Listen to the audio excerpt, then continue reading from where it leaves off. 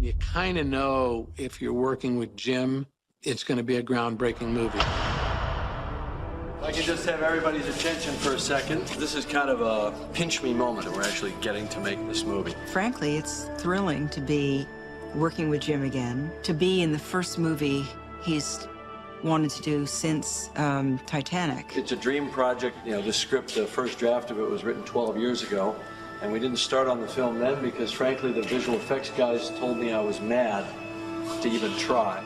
We knew that what we were about to do was significantly beyond what had already been done. We were way out in the unknown, but that's cool. I mean, that's where I like to be. I just wanted to take this opportunity to thank everybody for what it's taken to get to this moment. So thanks, everybody. And action! There's the guy who did Aliens, Terminator. This. T2, True Lies, Titanic. He created massive movies. On this film, it's pushing the envelope. It's all just incredible and things that have never been done in filmmaking.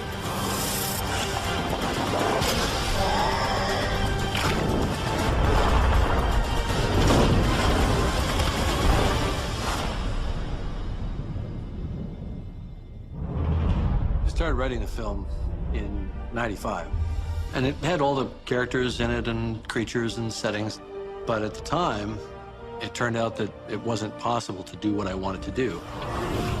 In 2005, Jim said, I think we're close enough where if we could push the technology and tell this story that we always wanted to tell. I got it out and dusted it off and read it and said, you know, that's not too bad a story. That'd make a movie that I'd want to go see.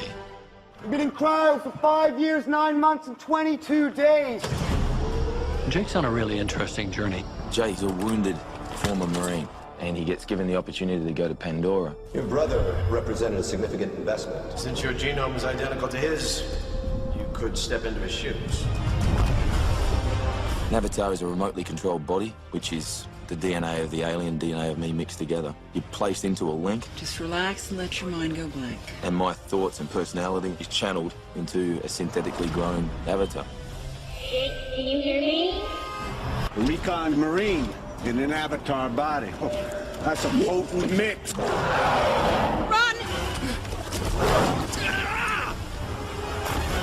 I want you to learn these savages from the inside. I want you to gain their trust. Through a series of circumstances, he meets Naturi.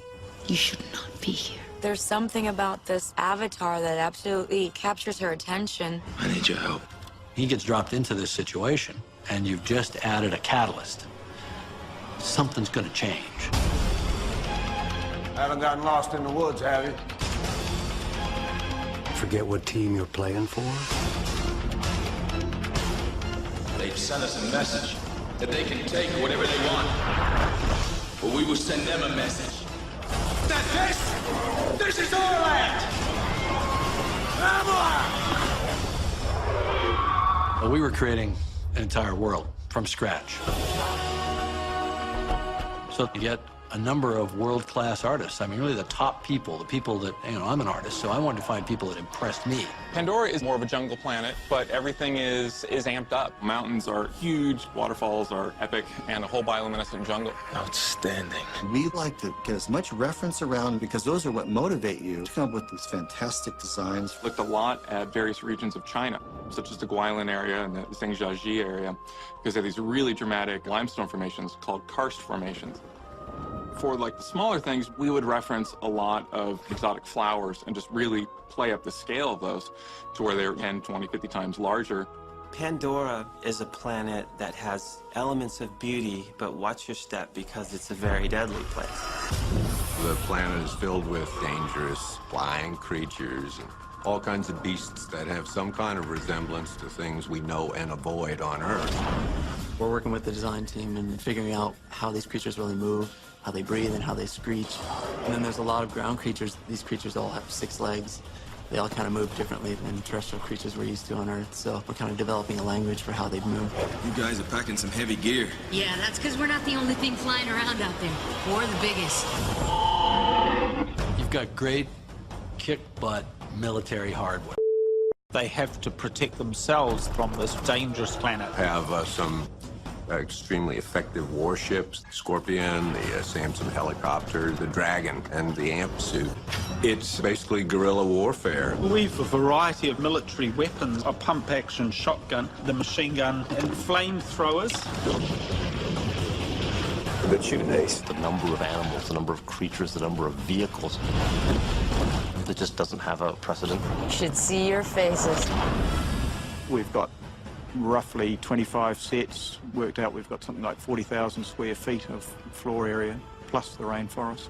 Another 10,000 square feet, so they're quite big numbers. Twitter Workshop was our main props maker, and they have done a lot of fantasy stuff, Lord of the Rings and Narnia, and so this is all made from scratch. Over the last year and a half, we've created specialty props, weaponry, costume design for the world of Avatar.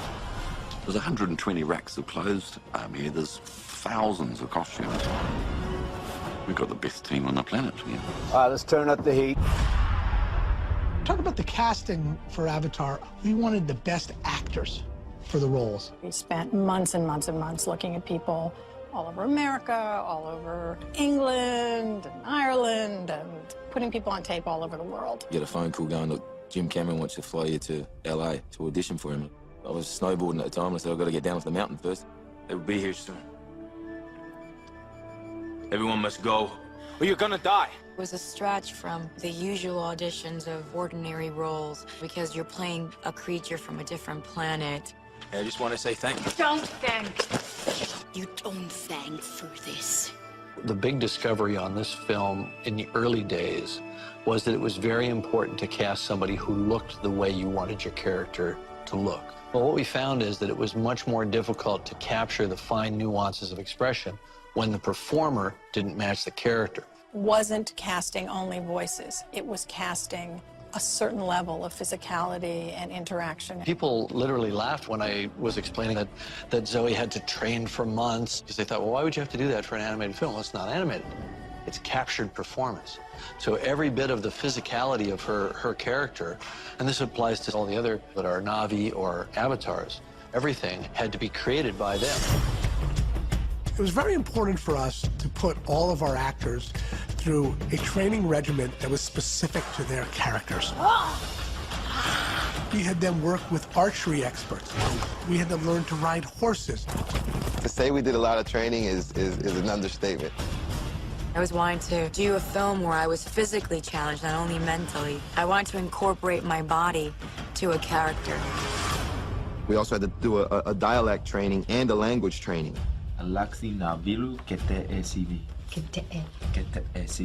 am the creator of the Na'vi language. It is between 400 and 500 words. To me, it's been the most challenging thing. Nari.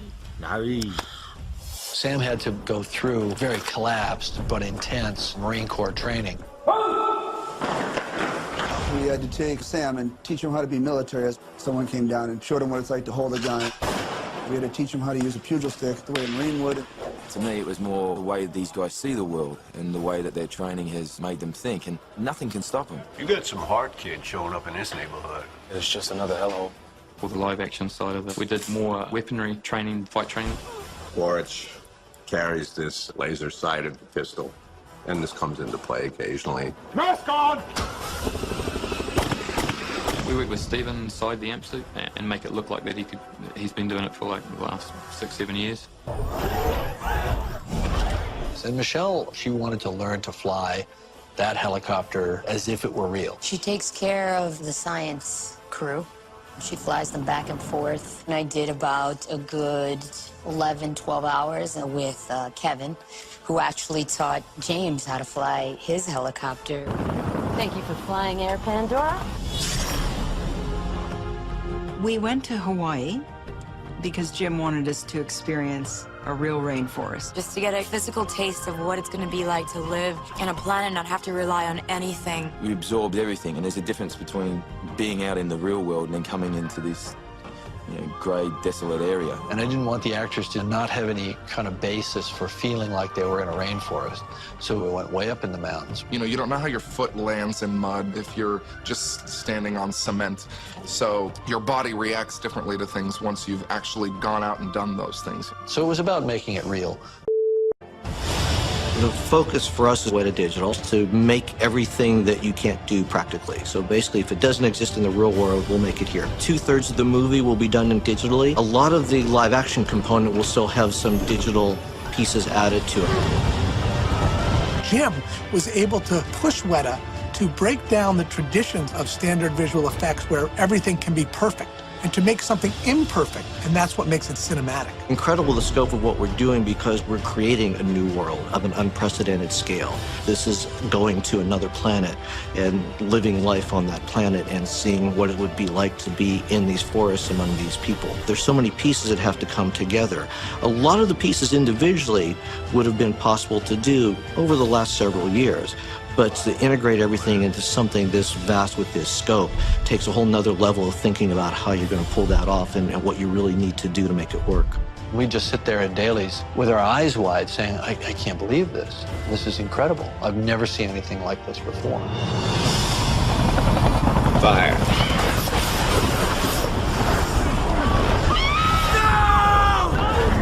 If Pandora is to be a believable, unique world, the visuals alone cannot do that. The sound design has to be the complement to that. Working with Jim, he always focused on telling story, and all aspects of the film come to play there, and sound is a big component of that.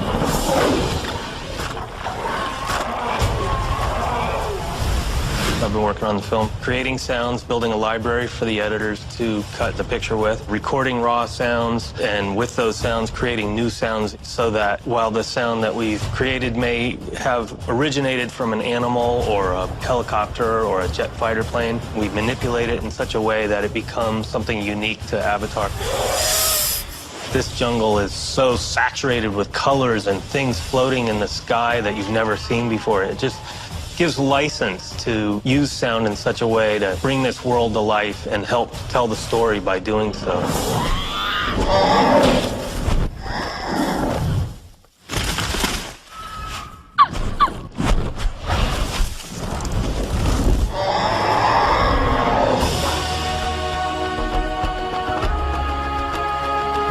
This movie is a tremendously large-scale film.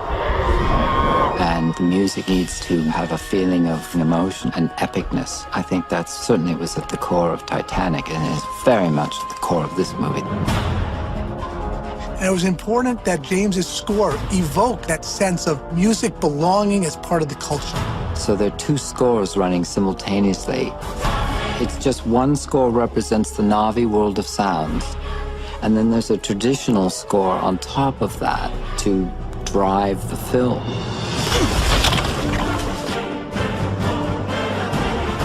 The story is so original and really beautiful and epic. One of the things that I'm always going to take with me is the fact that I was a part of a revolutionary experience in Hollywood. Once you see the 3D, it blows you away. You're lost in the world. There's no screen anymore. We were always trying to push the envelope. This time we were trying to push the envelope, and it pushed back. And then we pushed harder, and it took a long time because it doesn't look like anything you've seen before.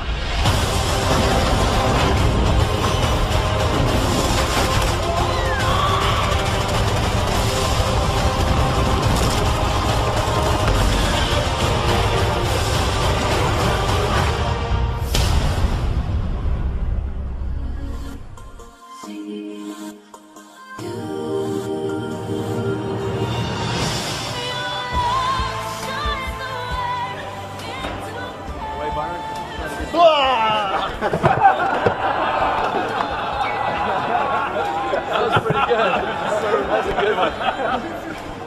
Very nice. Good morning. Well, that woke me up.